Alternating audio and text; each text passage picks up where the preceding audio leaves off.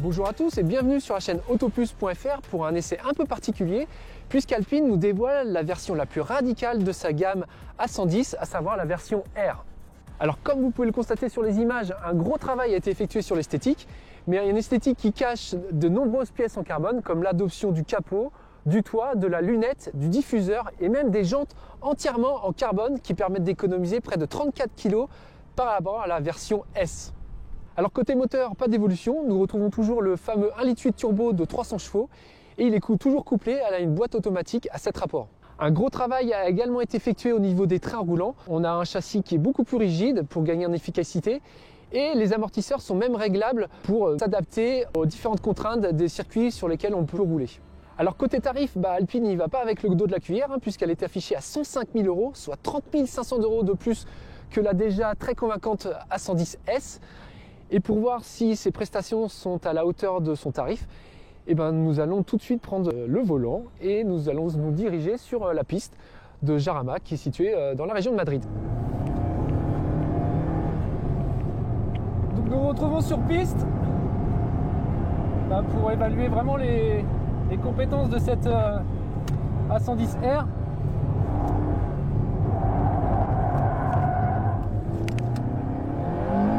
Et ça reste très sympa. On a vraiment un châssis qui est pas super verrouillé en fait. Il y a même de la souplesse qui permet de jouer avec cette 110R.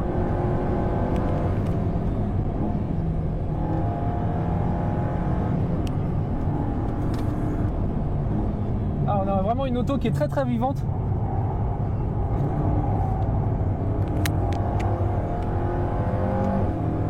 Je m'attendais vraiment à quelque chose de très très ferme. Et là non, c'est pas du tout ça en fait.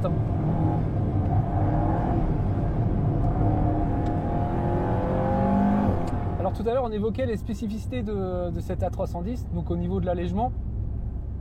Donc avec les multiples pièces carbone que l'on peut retrouver au niveau du capot, de la lunette arrière, qui du coup gâche complètement la rétrovision. Il n'y en a pas, tout est fermé. On a des jantes entièrement en carbone. Et à bord, le changement le plus important concerne les baquets. On a des baquets monocoque carbone qui permettent encore d'économiser un peu de poids.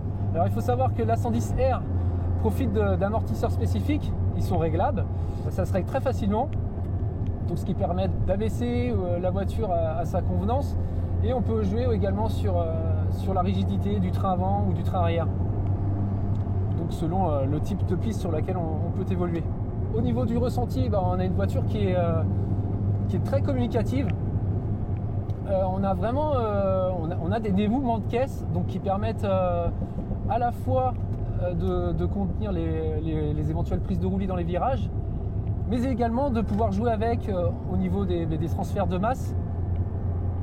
Donc à l'amorce d'un virage ou d'une courbe, avec au frein, l'arrière, ça permet d'alléger le train arrière et de pourquoi pas pour ceux qui aiment glisser, entretenir une petite glisse qui est quand même assez caractéristique de la 110.